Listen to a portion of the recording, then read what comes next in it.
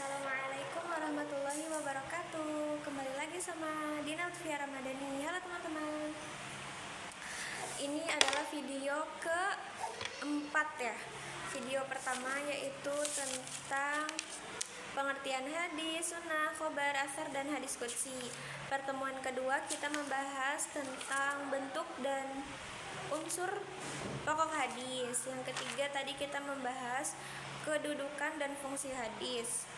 Dan di video keempat ini aku mau membahas dari penjelasan mata kuliah Ulumul Quran, materi tentang sejarah penulisan dan kodifikasi hadis.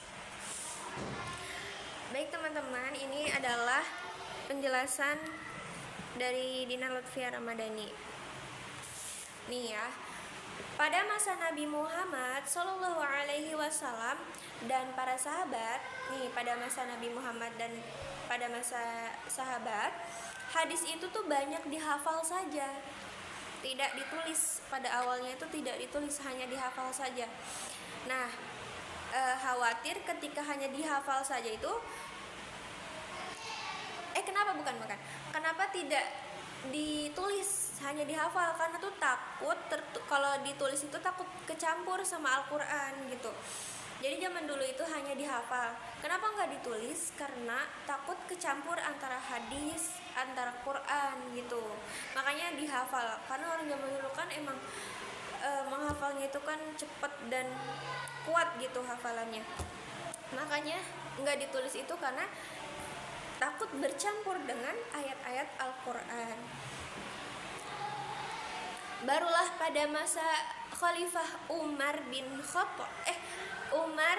pada masa Umar bin Abdul Aziz diperintahkan nih pada masanya untuk menuliskan dan menyusunnya rapi nih.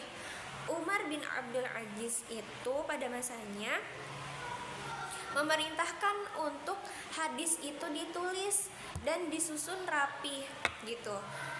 Biar kalau hanya dihafal kan takutnya itu kan orang-orangnya mungkin wafat gitu ya. Terus hilang hafalannya, takut lupa. Jadi pada masa Umar bin Abdul Aziz diperintahkan untuk hadis itu ditulis dan disusun rapi. Lalu berkembang nih sampai masa penyusunan kitab induk. Apa sih kitab induk itu? Kitab yang kita kenal sekarang ini sebagai kitab sittah. Ini hadis ya. Kitab sittah itu adalah kitab yang 6 itu, yaitu ada Bukhari, Muslim, Abu Dawud, Tirmizi, An-Nasa'i, dan Ibnu Majah. Hingga sekarang karena perintah dari pada masa Umar bin Abdul Aziz disuruh ditulis, disuruh disusun yang rapi, makanya sampai sekarang ada yang namanya kitab sittah yang kita kenal saat ini, yaitu yang tadi Bukhari, Muslim, Abu Dawud, Tirmizi, An-Nasa'i, dan Ibnu Majah gitu.